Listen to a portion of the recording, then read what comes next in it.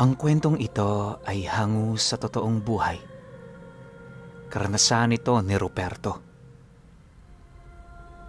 Taong 1960, San Juan, Siquijor.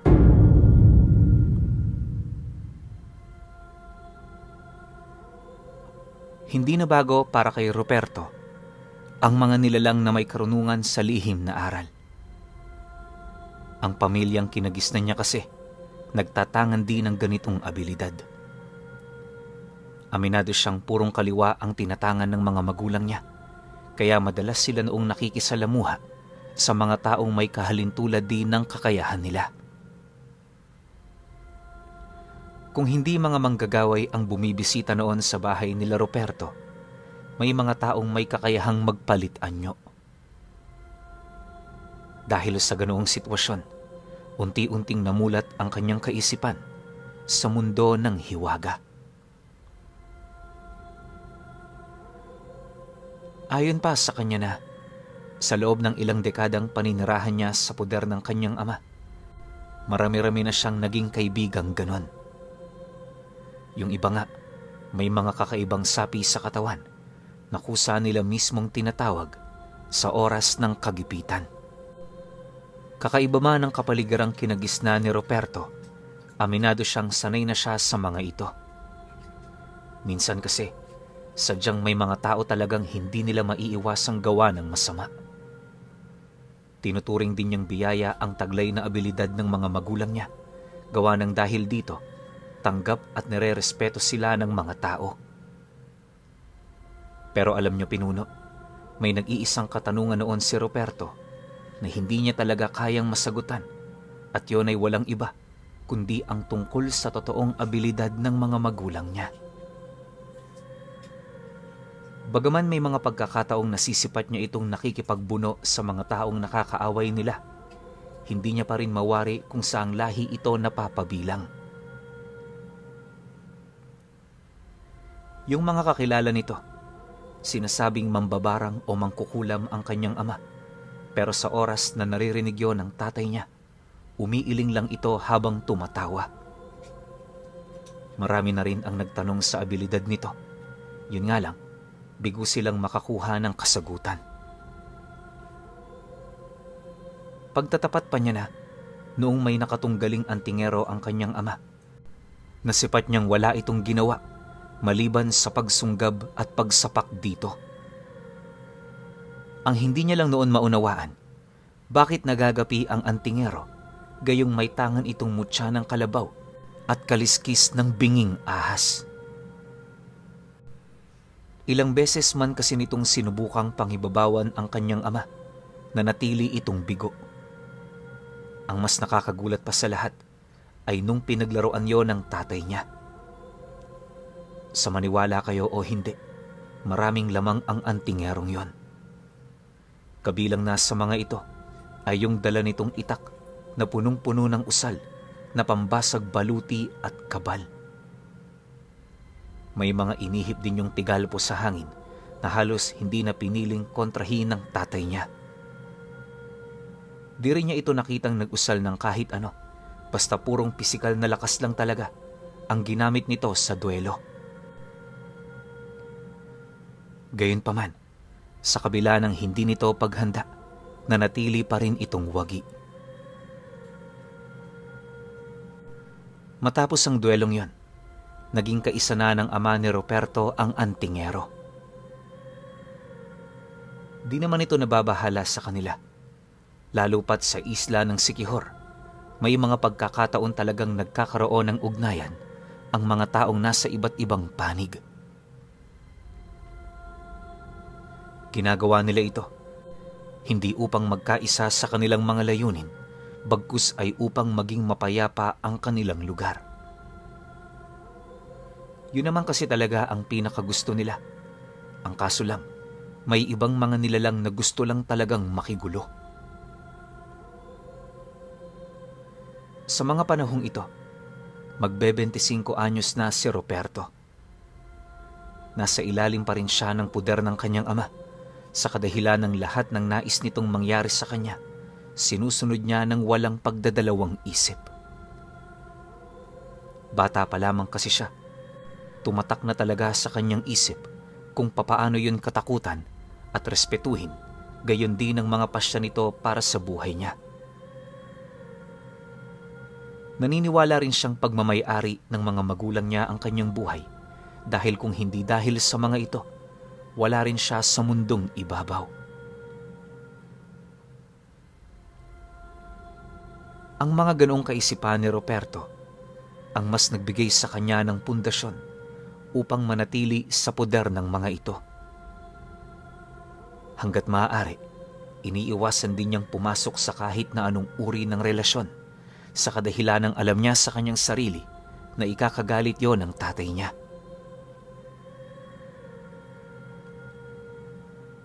Papasok na ang buwan ng Hulyo. Habang hindi pa sumasapit ang anihan ng palay, kasalukuyan na silang gumagapas ng mga pananim nilang nasa itaas lang ng bahay nila. Naninirahan kasi sila noon sa gilid ng burol, 3 milya ang layo sa mismong baryo. Wala rin silang kapitbahay sa lugar na yon, kaya mas nagkakaroon sila ng kapanatagan sa pang-araw-araw. Kung inaakala nyo ring hindi sila doon nagkakaroon ng bisita, nagkakamali kayo.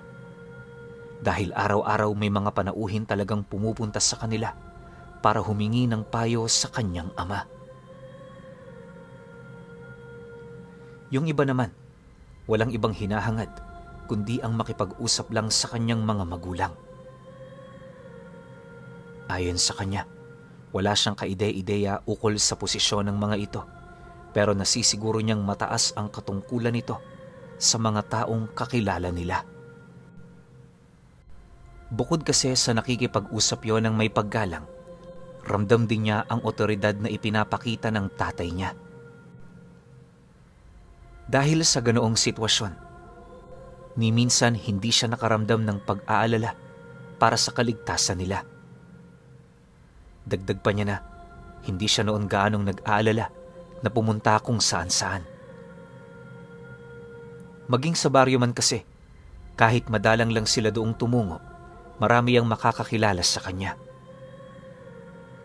Dahil dito, mas lalong naging kumpiyansa itong si Ruperto, ngunit lingid sa kanyang kaalaman na kung gaano karami ang kaibigan ng kanyang ama, ganun din pala karami ang kaaway nito.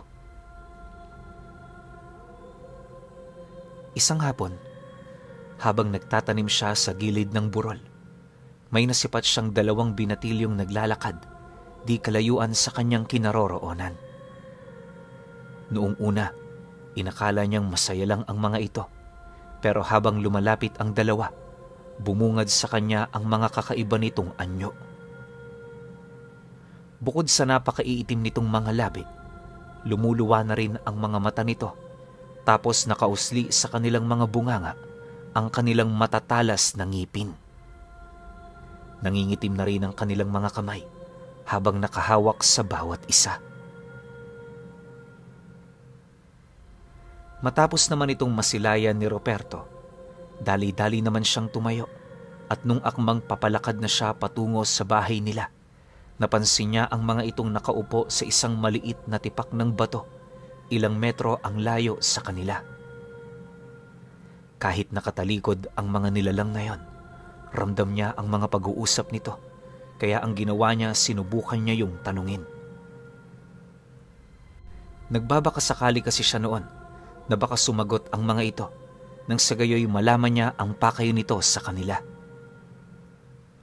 Ang kaso lang, imbis na magsalita ang mga nilalang na yon, patuloy lang naman ito sa pagsasalita ng mga bagay na halos hindi niya maintindihan. Habang tumatagal, mas lalo ring bumibigat ang kanyang pakiramdam sa puntong hindi na niya gaanong maaninag ang kanilang tahanan.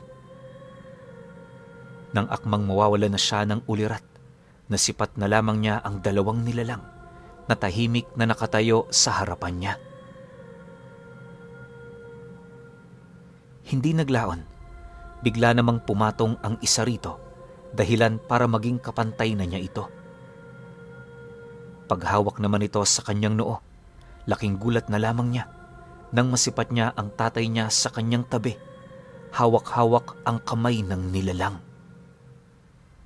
Sa isang iglap, bumalik sa normal ang kanyang pakiramdam at kasabay nito ang mabilis na pagbabago nung anyo ng kambal. Maya-maya pa, tuluyan na ring lumupasay ang dalawa sa lupa habang umiiyak. Pagsilay naman ni Ruperto sa mga nilalang na yon, doon niya napagtantong mga ordinaryong binatilyo lang pala ang mga ito. Ang hindi niya lang mawari, bakit sa murang edad nito, may gano'n na itong abilidad. Makalipas pa ang ilang minutong pakikipag-usap doon ng kanyang ama, nagsimula na nga yung umiyak hanggang sa unti-unti na rin yung umamin sa kanilang mga binabalak. Pagtatapat ng kambal sa kanyang ama, may nag-utos sa kanilang paslangin ng anak niya. Hindi nila ito kayang tanggihan, gawa ng mataas ang katungkulan nito sa kanilang lugar. Umamin din ng dalawang nilalang na yon, ukol sa 3 gabunang nagsama-sama para pabagsakin siya. Dagdag pa ng mga ito na, kahit natatakot sila rito, sadyang wala silang mapagpipilian. Nang marinig naman ng ama ni Ruperto ang sinabi ng mga ito, bigla naman niya yung sinampal, sabay sagot dito ng, "Sa kanila natatakot kayo, pero sa akin hindi. Nakakalungkot. Kilala ko pa naman kayo. Abisuhan ko na lang ang mga magulang ninyo ukol sa inyong naging pagpanaw. Hindi ko kayo pahihirapan bilang pagpapakita ng kagandahang loob sa kanila." Matapos naman itong mailahad ng kanyang ama, agad naman itong binitin ang dalawa sa pamamagitan lamang ng mga bisig niya. Pagbitaw naman ito ng 3 buhay na salita, kitang-kita ni Ruperto ang mabilis na pagkaagnas nito. Habang dahan-dahan yung namamatay, paulit-ulit naman itong sumisigaw at kalaunay na agnas na rin ang buong katawan ng kambal.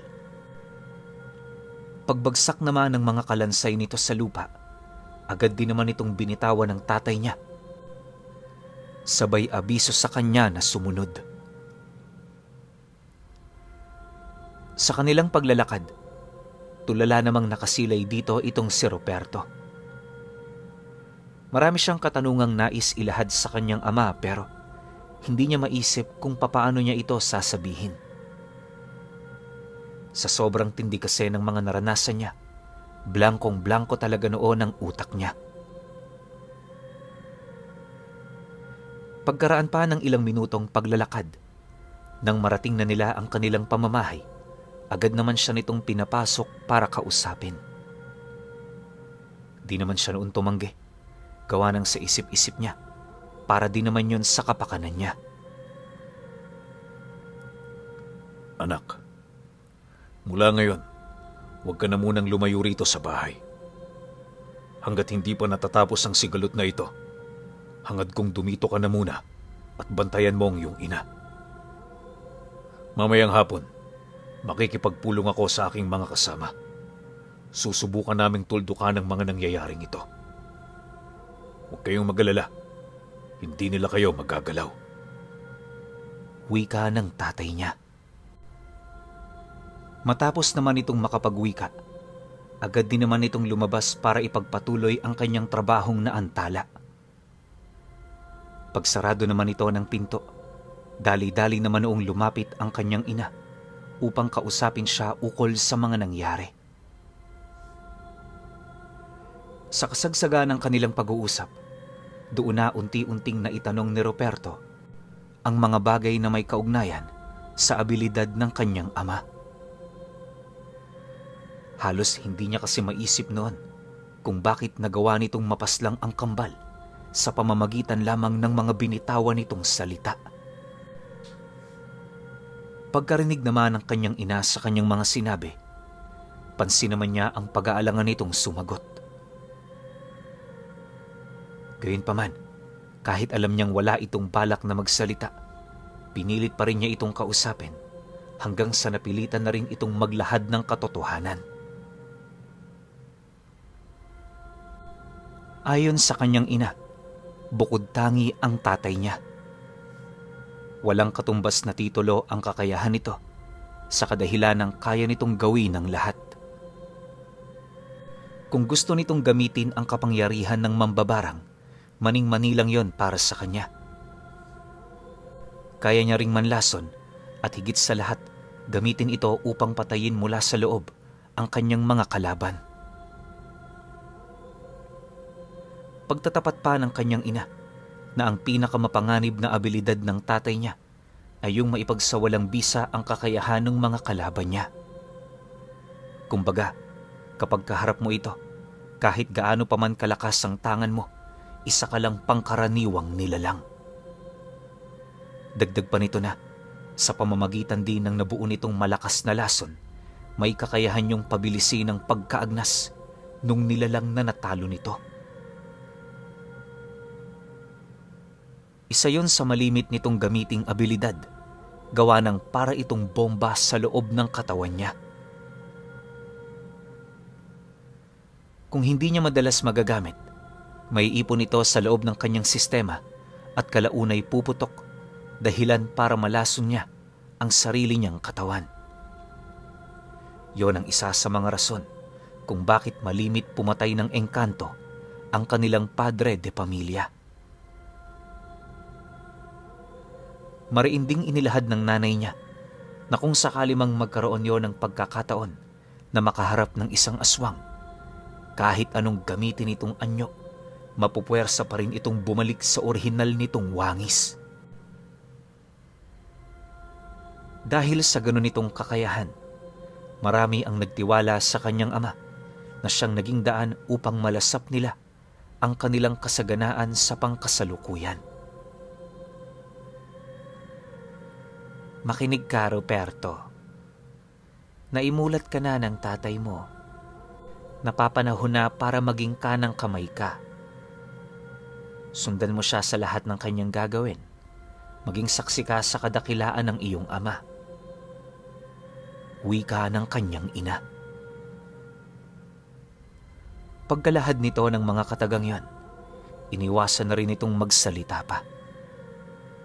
Paglayo naman ito sa kanya, doon na siya nagsimulang mapaisip ukol sa mga bagay na kinakailangan niyang gawin. Alam ni Ruperto na hindi pa doon magtatapos ang lahat, kaya hanggat maaga pa, kailangan na niyang kumilos. Pagpatak ng hapon noong mismong araw na yon, paisa-isa nang nagsidatingan ang mga tauhan ng kanyang ama. Yung ilan sa mga ito, nagmula pa sa mga karatig baryo na halos milya-milya ang layo mula sa lugar nila. Bago sumapit ang 7:00 ng gabi, maraming pangkat na ang kasalukuyang naghihintay sa bakuran ng kanilang bahay. Sa abot ng kanyang pagkakatanda, nasa humigit 30 katao ang bumisita noong mga araw na yon. Wala ring pangkaraniwan sa mga ito, gawa ng kung hindi yun mga manggagaway, mga asbo, o hindi naman kaya'y abwak ang kanilang kausap.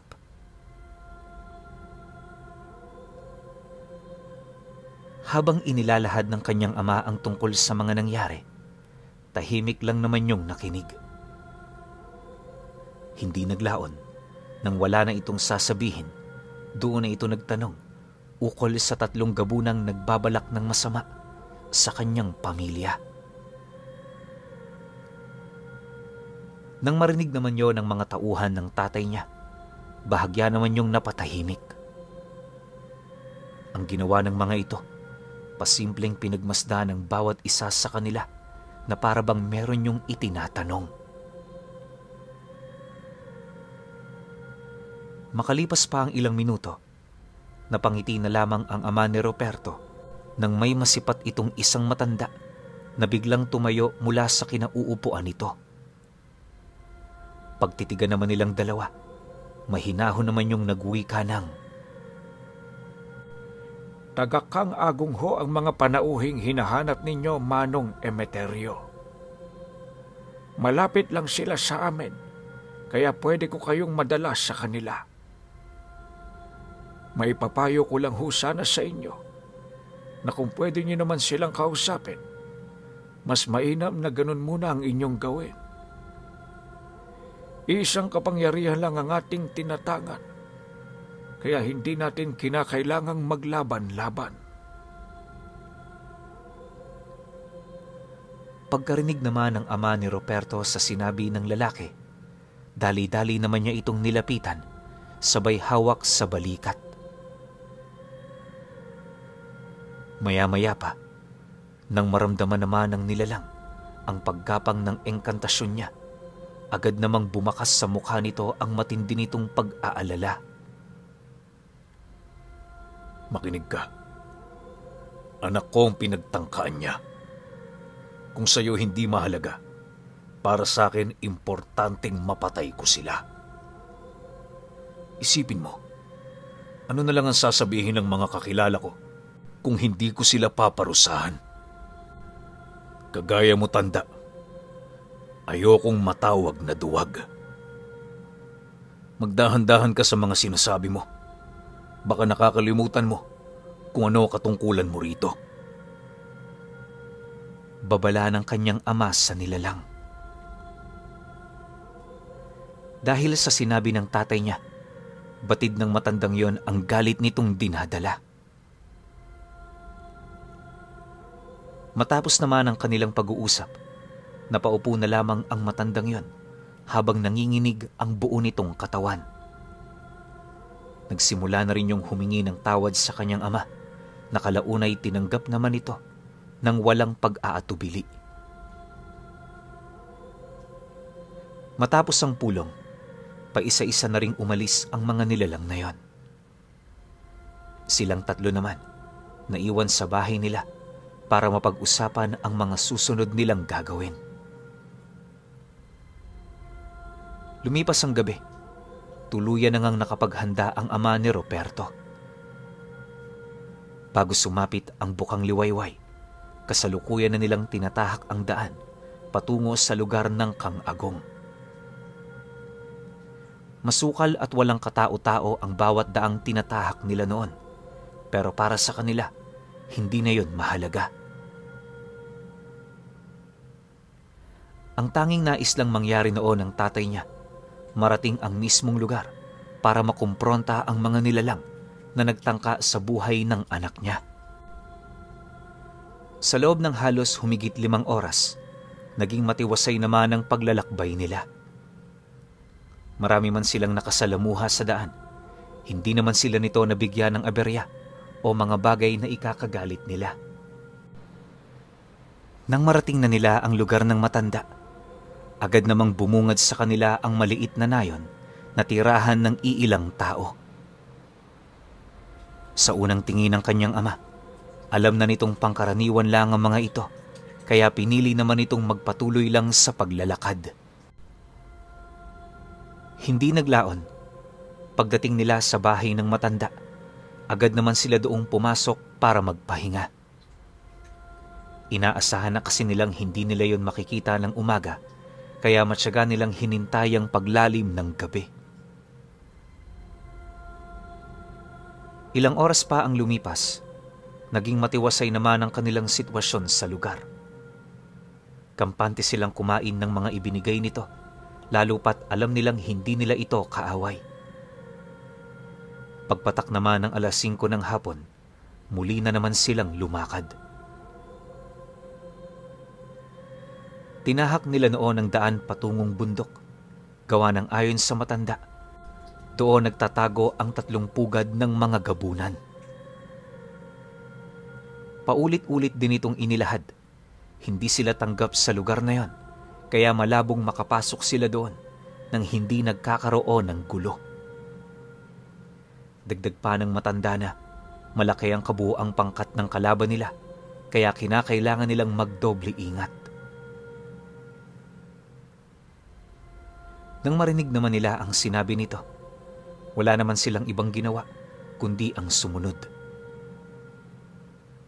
Makalipas pa ang ilang minutong paglalakad, nang marating na nila ang kalagitnaan ng bundok, bahagya silang natigilan nang may makasalubong silang 3 kalalakihan na animoy naninila ng hayop. Akala nila bababa na ang mga taong yon, pero paglapit ng mga ito sa kanilang kinaroroonan, bigla na lamang sila nitong sinunggaban. Mabilis din yung nagpalit ng anyo na siya namang agarang ikinasawi ng matanda. Dahil sa pangyayaring yon, pilit naman siyang inilayo ng kanyang ama sa mga nilalang na yon. Maya-maya pa, nang maantala pansamantala ang pagbubuno nila, tumambad sa kanyang mga mata ang kakaibang anyo ng 3 na inakala naman niyang mga pangkaraniwang maninila. Pagsilay naman doon ang kanyang ama, napangisi na lamang ito habang nagwiwika sa mga nilalang na yon ang, Alam niyo ba kung anong ibig sabihin ito? Dahil sa ginawa ninyo, madadamay ang kabuuan ng angkan ninyo.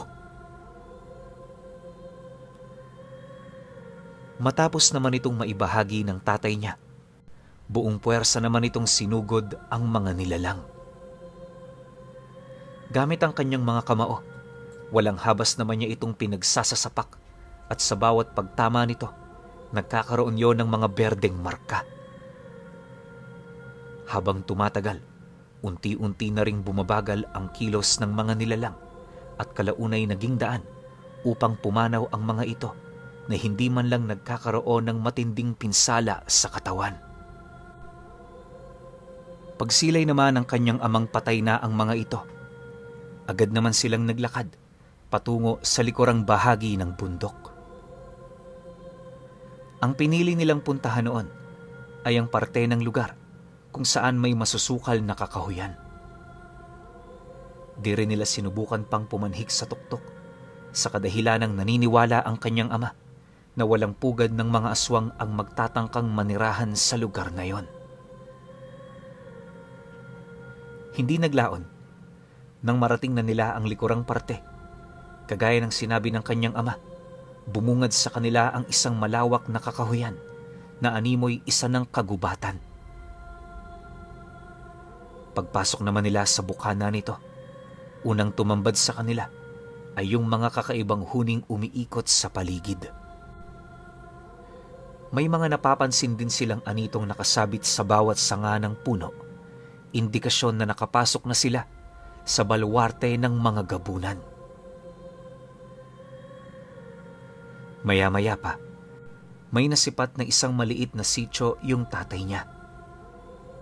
Bilang lang sa mga daliri ang mga bahay sa lugar na yon, pero napakarami ng naninirahan dito.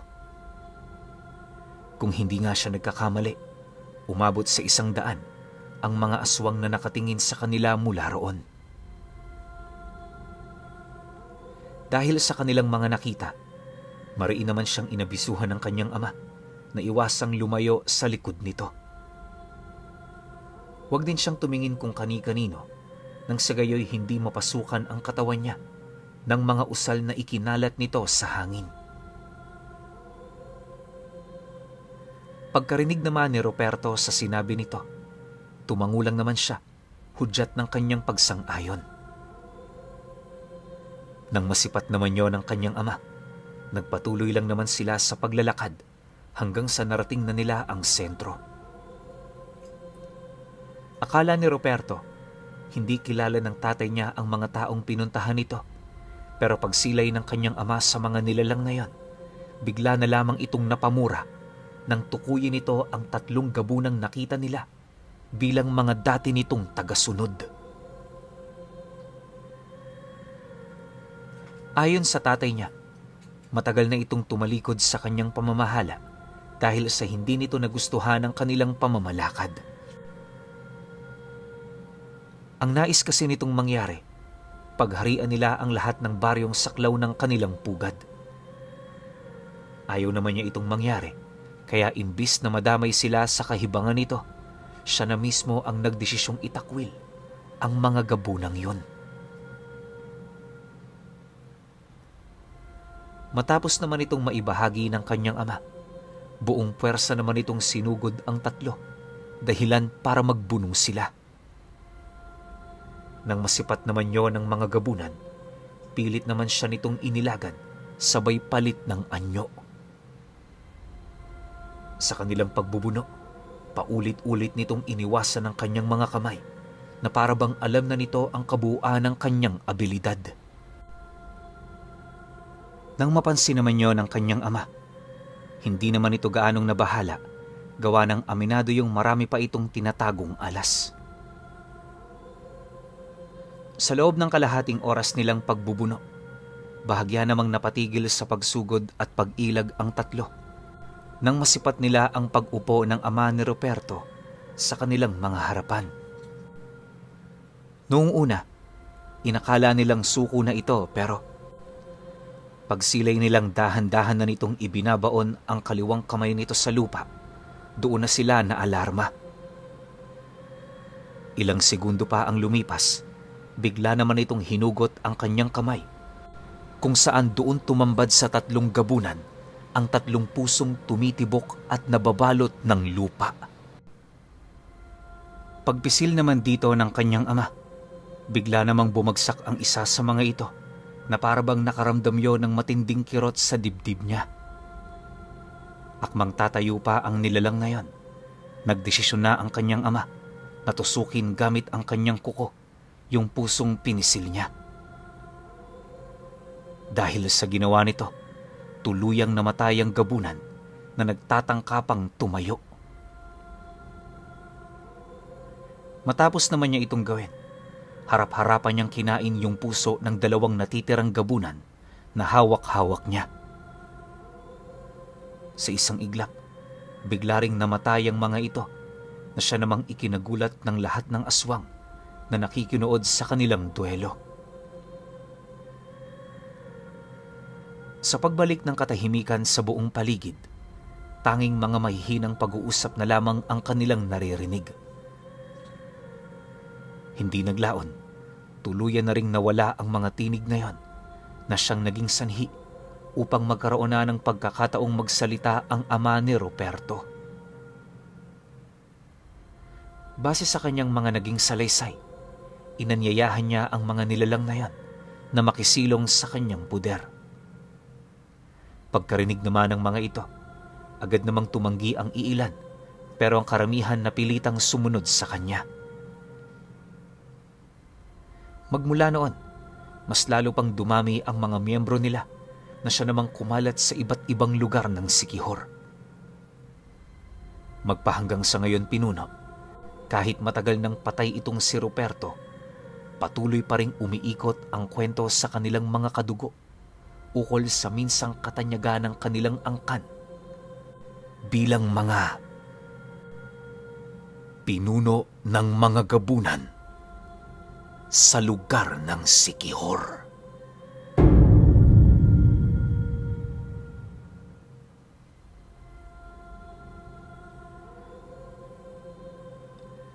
Okay.